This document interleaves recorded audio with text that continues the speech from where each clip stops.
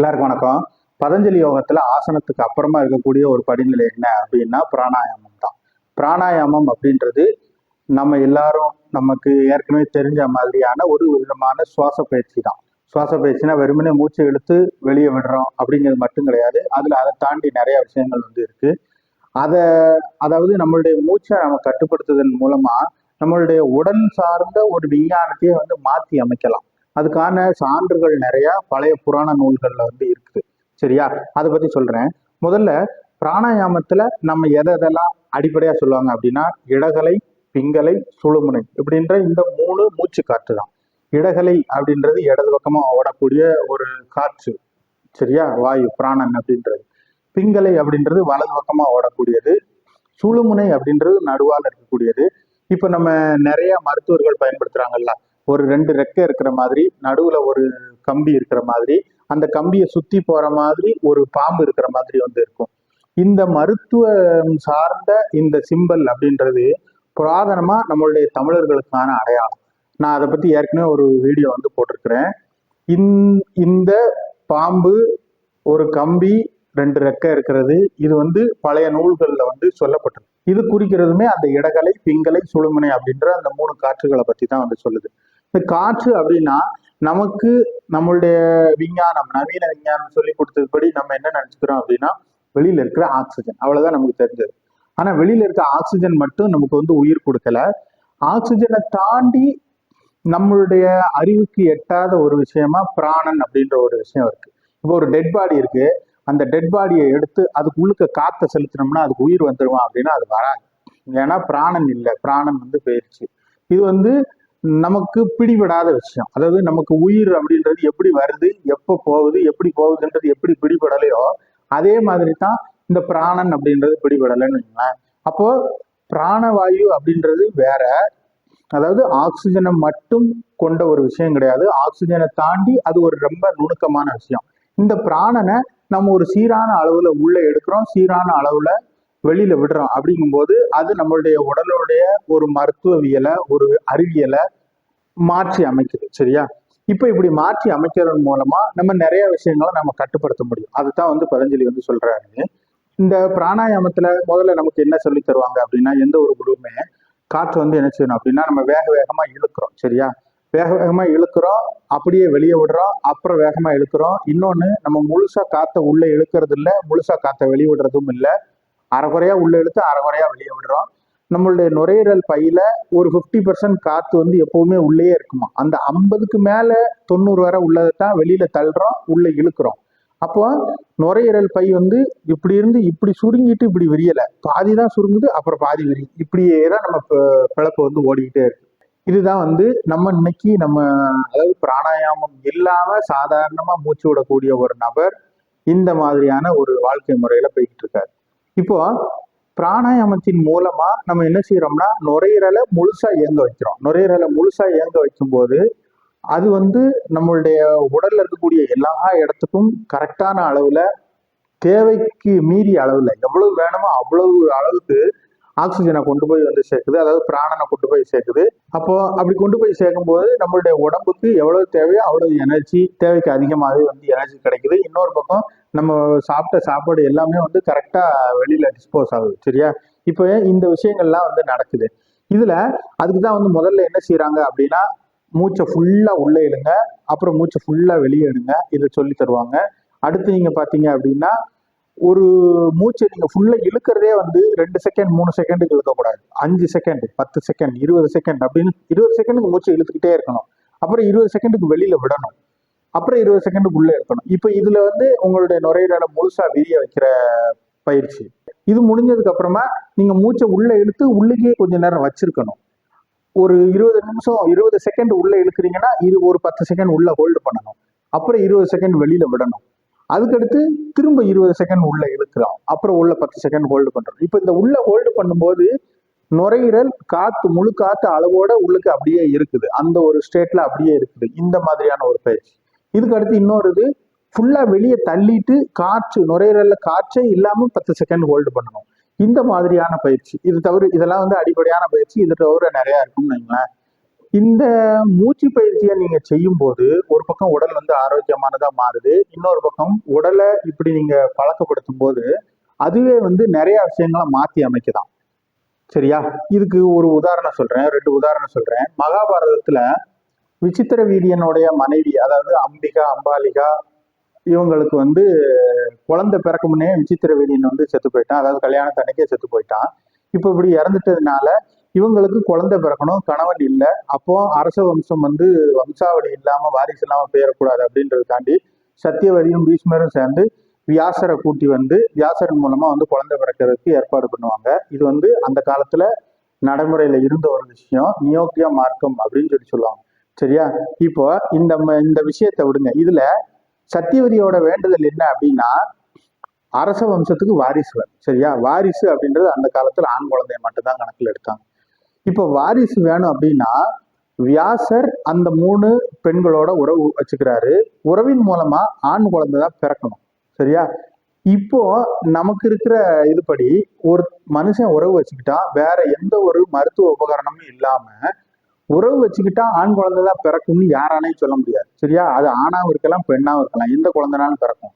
ஆனா வியாசர் 3 தடவை 3 வேற வேற பெண்களோட இருந்த போது 3 பேருக்கும் ஆண் குழந்தை தான் பிறக்குது. இப்போ இப்படி வியாசர் மூலமா 3 பேருக்கும் குழந்தை பிறக்குது. 3 பேருக்கும் எப்படி ஆண் குழந்தை பிறந்துச்சு அப்படின்னா, இது வந்து உறவு வச்சுதான் பிறந்துச்சா, என்ன ஏது அப்படிங்கிறத சார்ந்து ஒரு தெளிவான விளக்கம் இல்லை. ஆனா ஏதோ ஒரு வழிமுறையில அவர் வந்து இப்ப நம்மளுடைய அறிவியல் படி வச்சுக்கோங்களேன், எக்ஸ் குரோமோசோம், ஒய் குரோமோசோம் இருக்கு. ஒய் குரோமோசோம் மூலமா குழந்தை பிறக்க வைக்கிறார் அப்படி வச்சுக்கோங்க. இப்ப அவர் எப்படி ஒய் குரோமோசோமை தனியா பிரிச்சு எடுத்தார்? அதாவது ஒய் குரோமோசோம் இருக்க ஒரு உயிரணுவை தனியா பிரிச்சு எடுத்தார். அப்படித்தானே கொடுத்துருக்க முடியும். உறவு வச்சுக்கல அப்படின்னு இருந்துச்சுன்னா வேற ஏதோ ஒரு முறையில விந்தணுவை அந்த பெண்ணோட உடம்புக்குள்ள செலுத்தினாங்க. இப்படி வச்சுக்கிட்டா கூட கரெக்டா ஒய் குரோமோசோம் இருக்கக்கூடிய ஒரு உயிரணுவை எப்படி கொடுத்தாரு?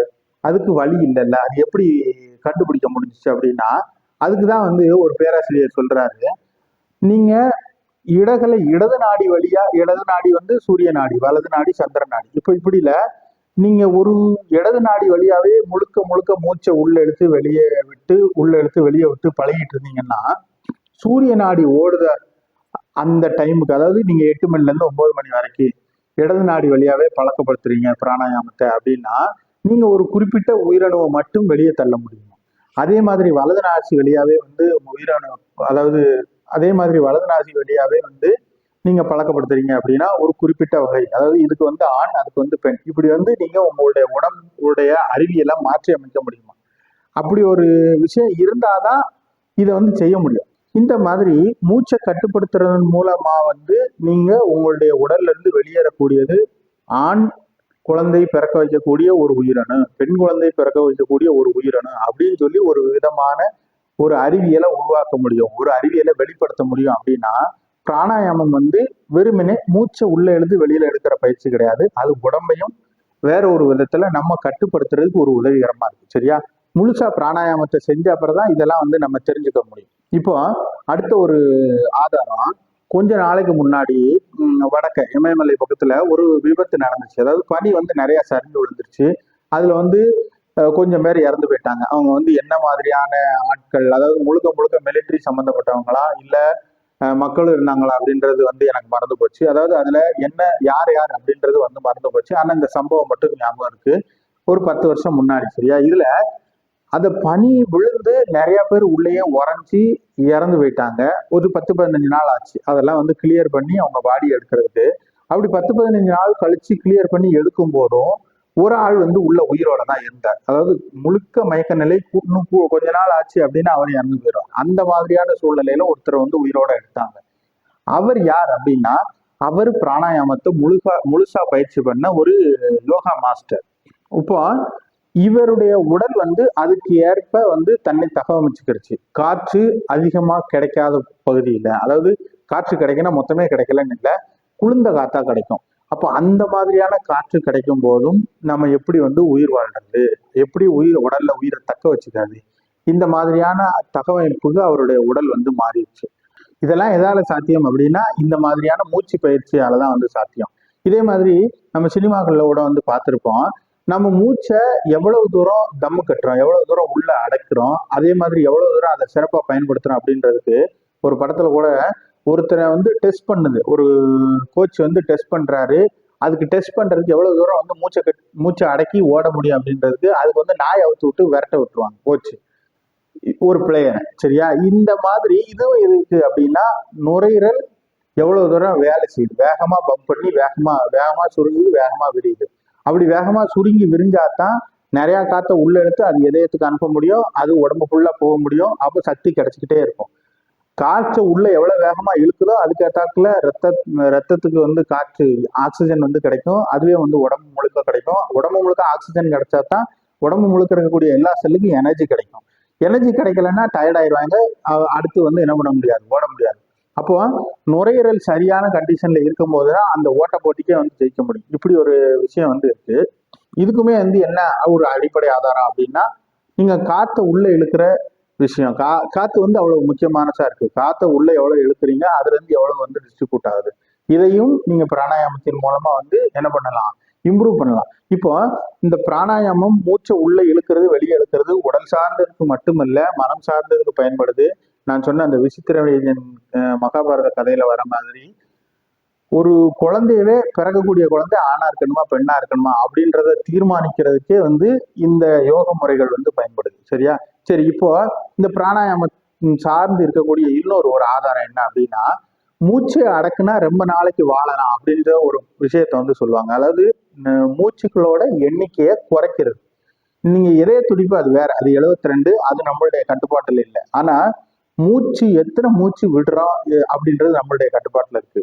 ஒருத்தன் வேகமா ஒரு ஓட்டப்போட்டியில ஓடிக்கிட்டு இருக்கான்னா வேக வேகமா மூச்சு விடுவான். அப்போ ஒரு நிமிஷத்துக்கு ஒரு 50 60 மூச்சு விடுறான் அப்படின்னு இருக்குன்னா, அமைதியா உட்கார்ந்து எந்த வேலையும் இல்லாம எந்த பேச்சும் இல்லாம ஏதாவது ஒரு விஷயத்த கவனிச்சுக்கிட்டு இருக்கிறவன், குறிப்பா டிவி பார்த்துக்கிட்டு இருக்கிறவன், இவங்க அவ்வளவு வேகமா மூச்சு விட மாட்டான். ஒரு நிமிஷத்துக்கு 10 தான் இருக்கும். ஓடிக்கிட்டு இருக்கவன் 30 இருக்கு, சும்மா உட்காந்துக்கிட்டு இருக்கவனுக்கு 10 இருக்கு. இதே மாதிரி நீங்க ஒரு நிமிஷத்துக்கான மூச்சை 1 2 கம்மி பண்றீங்க அப்படின்னா, அந்த மூச்சு கம்மி பண்ணும் போதே வந்து உங்களுடைய நுரையீரல் வேலை செய்யற இது வந்து குறையும். உடம்பு முழுக்க ஏஜிங் ஆகுதா, ஏஜிங் ஆகுறது அப்படின்றது அதாவது செல்கள் இறந்துகிட்டே இருக்கு, புதுசு புதுசா செல்கள் உருவாகிட்டே இருக்கு. அப்படி ஆகும்போதுதான் வந்து வேக வேகமா, அதாவது செல்கள் இறந்து போறதோட வேகம் அதிகமா இருக்கும்போது வயசாகிற தோற்றம் வந்து சீக்கிரமா வரும்.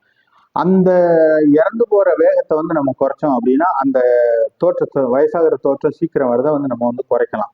இப்படி பல விஷயங்களை வந்து நம்ம இந்த மூச்சு பயிற்சிகளை வந்து சொல்லலாம் அப்படின்னு வைங்களேன். இப்போ இதுல அந்த மூச்சுகளோட எண்ணிக்கைக்கு வரேன். இந்த மூச்சுகளோட எண்ணிக்கை மனுஷனுக்கு ஒரு 60ல இருந்து 70 வரை ஒரு நிமிஷத்துக்கு இருக்கு அப்படின்னு வச்சுக்கோங்களேன். இதே நேரம் வேற ஒரு மிருகத்துக்கு, உதாரணம் வேகமா வேலை செய்யக்கூடிய மிருகத்துக்கு கூடுதலா இருக்கு அப்படின்னு வைங்களேன். உதாரணத்துக்கு நாய் எடுத்துக்கோங்க. இந்த மாதிரி மிருகத்துக்கு மூச்சுகளோட எண்ணிக்கை கூடுதலா இருக்கும். மூச்சுகளோட எண்ணிக்கை, ஒரு இதய துடிப்போட எண்ணிக்கை கூடுதலா இருந்துச்சுன்னா அதுங்களோட ஆயுள் காலம் வந்து குறைவா இருக்கும்.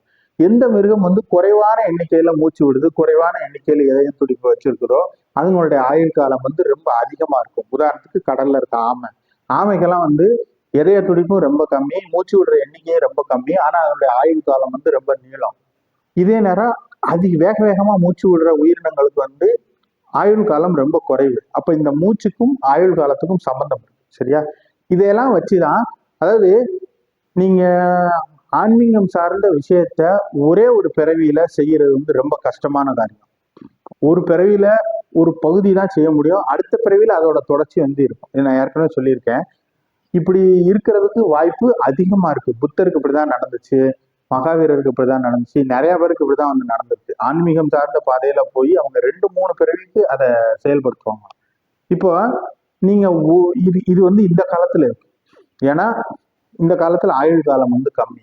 அப்ப நீங்க ஒரே பிறவியில அதை செய்யணும் அப்படின்னா நீங்க உங்களுடைய வாழ்நாளை நீட்டிக்கணும். வாழ்நாளை நீட்டிக்கணும் அப்படின்னா இந்த மாதிரியான மூச்சு பயிற்சிகளை வந்து செய்யணும். அதுக்காண்டி அஷ்டாங்க யோகத்துக்குள்ள பாருங்க, உடலை சரிப்படுத்த சொல்லிருக்காங்க. அதுக்கடுத்து வாழ்நாளை நீட்டிக்கிறதுக்கு அதுக்கு ஒரு கருவியா தான் அந்த பிராணாயாமத்தை வச்சிருக்காங்க. இதுல வேற பிரயோஜனங்களும் வந்து இருக்கலாம். நான் முதல்ல சொன்ன மாதிரி ஓட்ட போட்டி மாதிரியான இதுங்க. ஆனா அவர்கள் வைத்திருக்கிறது இதுக்காகத்தான் அதை வந்து வச்சிருக்கிறாங்க. அப்போ நீங்க வந்து என்ன செய்யலாம், மூச்சு பயிற்சி செய்யலாம், உடம்பு ஆரோக்கியமா வச்சுக்கலாம், மனதை கட்டுப்படுத்தலாம், அப்புறம் ஆயுளை நீட்டிக்கலாம். இந்த மாதிரியான காரணங்களுக்காக நம்ம பிராணாயாமத்தை வந்து பயிற்சி பண்ணணும். பிராணாயாமத்தை பயிற்சி பண்ணிட்டு அடுத்த படிநிலை தான் வந்து என்னது, பிரத்யாகாரம் அப்படின்றது. அதை அடுத்த வீடியோவில் வந்து சொல்கிறேன். சரி, இந்த வீடியோ பிடிச்சிருந்தா லைக் பண்ணுங்க, வேற கமெண்ட் பண்ணுங்க, மற்றவங்களுக்கும் ஷேர் பண்ணுங்க. நன்றி.